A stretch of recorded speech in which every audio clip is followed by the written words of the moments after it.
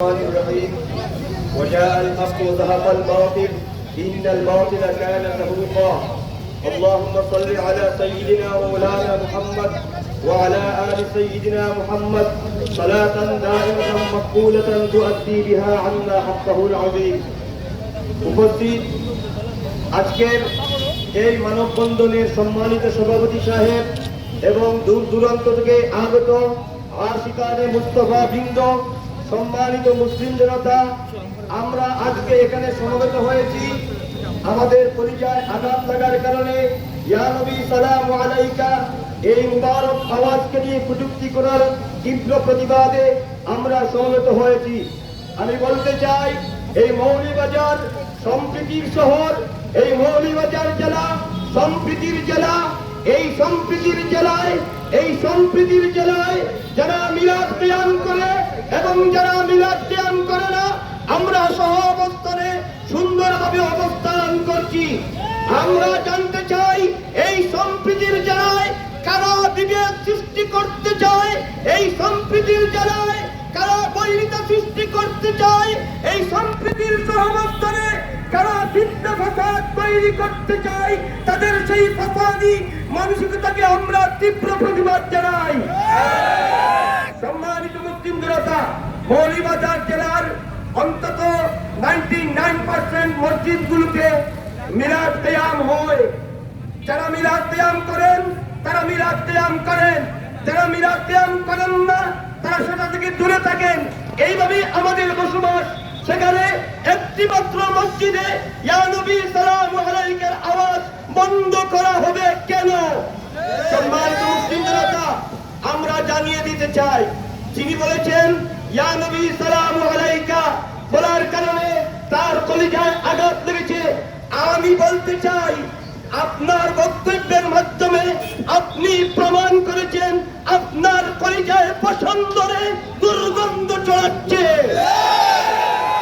সম্মানিত মুসলিম জনতা, মিলাদ কিয়াম এদেশে নতুন প্রবর্তিত বিষয় নয়, বরং বছরের পর বছর, যুগের পর যুগ এই বাংলাদেশের মুসলিম জনতার ইতিহাস, ঐতিহ্যে, সংস্কৃতিতে পরিণত হয়েছে। কাজেই এই মিলাদ কিয়ামকে উড়ে এসে জুড়ে বসেনি, যা পুলিশচার করা যাবে, যা বন্ধ করে দেয়া যেতে পারে। আমরা বলতে চাই, সম্মানিত সাথী ও বন্ধুগণ, সম্মানিত মুসলিম জনতা, মিলাদ কিয়াম মুমিন হৃদয়ের আত্মার খুরাক। মুমিন হৃদয় আনন্দ চিত্তে, আনন্দে উদ্বেলিত হয়ে, জজ্বা নিয়ে রাসূলুল্লাহর ইশকে বিলীন হয়ে দাঁড়িয়ে দাঁড়িয়ে ইয়া নবী সালামু আলাইকা বলে তাদের কৃষিত হৃদয়কে প্রশান্ত করে। সম্মানিত মুসলিম জনতা, মিলাদ কিয়াম যারা বিরোধিতা করে, মিলাদ কিয়ামকে নিয়ে যারা ইয়া নবী সালামু আলাইকা এই মুবারক আওয়াজকে নিয়ে যারা কটূক্তি করেছে, তাদেরকে স্মরণ করিয়ে দিতে চাই, ইতিহাস কাউকে ক্ষমা করে না। আপনারা জানেন, যারা এই মিলাদ কিয়ামকে নিয়ে ইতিপূর্বে কটূক্তি করেছে, ইতিহাস তাদেরকে ক্ষমা করেনি, তাদেরকে এই জমিনে জিল্লতির সম্মুখীন হতে হয়েছে। আপনারা জানেন, যারা মিলাদ কিয়াম বিরোধী কয়েক বছর আগেও মিলাদ কিয়াম ইয়া নবী সালামু আলাইকাকে কটূক্তি করে পায়খানার সাথে তুলনা করেছিলেন, তাদের একজন সর্বোচ্চ শায়েখ। কিন্তু ইন্তেকালের পূর্বে আমরা কোন মৃত ব্যক্তিকে নিয়ে সমালোচনা করতে চাই না, এটি আমাদের আদত নয়। ইতিহাস কাউকে ক্ষমা করে না, ইতিহাস স্মরণ করে দিতে চাই, সেই শায়েখের মৃত্যুর আগে যারা তাকে শাইখুল ইসলাম বলতো, তারাই তার বিরুদ্ধে স্লোগান দিয়েছে 3 দিন। তার অক্সিজেন বন্ধ করে তাদের হাতেই তিনি দুনিয়া থেকে জিল্লতির সাথে বিদায় নিতে হয়েছে। সম্মানিত মুসলিম জনতা, মিলাদ কিয়ামের দলিল আপনারা খুঁজে পান না, আপনারা খুঁজুন আপনাদের শাইখুস শয়ুখ যিনি কাকিয়ে বিদআত হাজী ইমদাদুল্লাহ মুহাজির মক্কি রাহমাতুল্লাহি আলাইহি।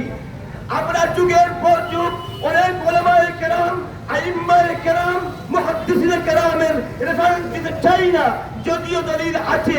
আপনাদের শাইখ, আপনাদের শাইখুস শয়ুখ হাজী ইমদাদুল্লাহ মুহাজির মক্কি রাহমাতুল্লাহ আলাইহি ফায়সালায়ে হক মাসআলা সেটি খুলে দেখুন, ছোট্ট একটি রিসালা। সেখানে তিনি বলেছেন, আমি মিলাদ কিয়াম করি, আমি মিলাদ কিয়ামে দাঁড়াই এবং ইয়া নবী সালামু আলাইকা বলে আমি আমার আত্মাকে প্রশান্ত করি। সম্মানিত সুধী, কাজেই মিলাদ কিয়াম এটি অবশ্যই জায়েজ, মুস্তাহাব, মুস্তাহসান। এটি বাংলাদেশের ইতিহাসে সংস্কৃতির সাথে মিলে গেছে, চলে আসছে, চলছে, চলমান আছে, এটি চলতেই থাকবে, এটি বন্ধ করা যাবে না। পরিশেষে আমি প্রশ্ন রাখতে চাই, মিলাদ কিয়ামকে আপনারা বিদআত বলেন, মিলাদ কিয়ামকে আপনারা বিদআত ফরাদ বলেন, মিলাদ কিয়ামকে হারাম করতে চান। আপনারা অজুহাত দেখান 600 হিজরির পরে মিলাদ কিয়াম আবিষ্কার হয়েছে। আমি বলতে চাই প্রায় 100 কম বেশি 100 বছর আগে আপনাদের সেই 6 উসুলি তাবলীগ প্রতিষ্ঠিত হয়েছিল।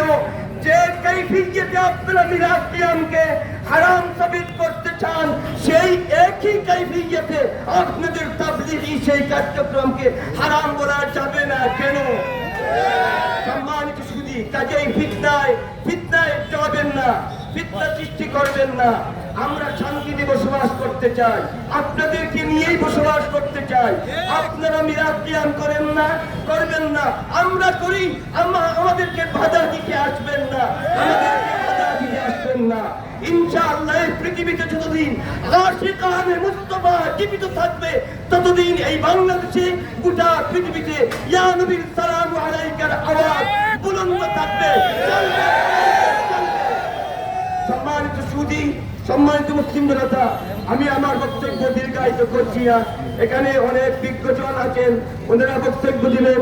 পরিশেষ সকলের সুস্বাস্থ্য দীর্ঘায়ু কামনা করে আমার বক্তব্য এখানে শেষ করছি। ওয়া মা আলাইনা ইল্লাল বালাগুল মুবিন। ওয়াসসালামু আলাইকুম ওয়া রাহমাতুল্লাহ।